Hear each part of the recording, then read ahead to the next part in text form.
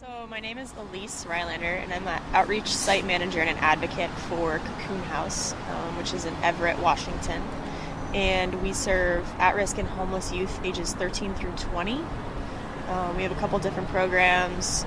I run the Daily Drop-In Center, which works with youth ages 13 through 20. And we're open 7 days a week, 2 to 7. And we are sort of an entry point for incredibly street-dependent youth to accessing services that are hopefully going to get them out of the life that they're in. I've always worked with youth, usually in an outdoor setting. And after I moved to Seattle, it was really as boring as I just answered a Craigslist ad, and they hired me. And so that's how I got in as an entry-level worker in the agency, and then was able to move up fairly quickly because of a lot of just fortunate circumstances for me. But I think the biggest thing was just working with kids, and I'd worked with some at-risk youth at the middle school level before, but this is taking it to a whole new level. So I've had conversations with youth where I've literally said, like, I would prefer you do heroin over meth because of these reasons, you know. And I did a safety plan the other day with a 14-year-old girl who's being commercially sexually exploited, is addicted to heroin and addicted to meth. And, she was adopted and had issues with her parents. I'm not totally sure, like, how she got to the situation she's in right now, but if you talk to her, you would never think she's 14 years old. She sounds like she's 20, because she's seen a lot of things. It's not just the working with the kids every day piece. If that was my only job, I think that I would feel pretty good about myself.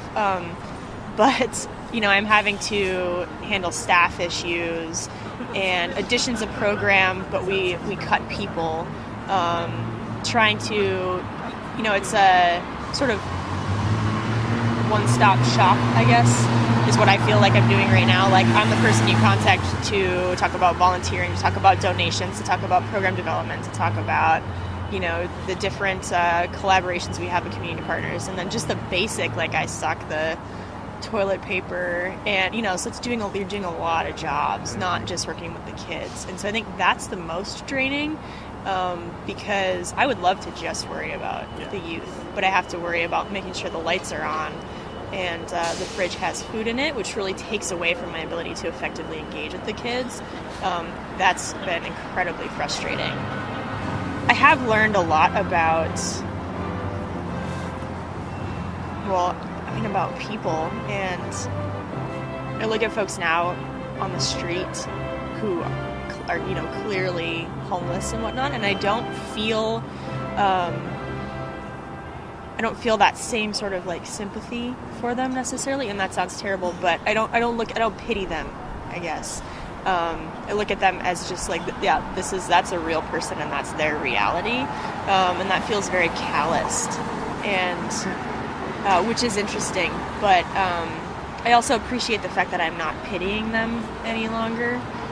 It's not them, it's the massive structural issues that we have, and the lack of funding and the lack of resources, and the lack of knowledge. I mean, so many times I hear that, they would just pick themselves up by their bootstraps, right? And meritocracy in this situation is not the reality.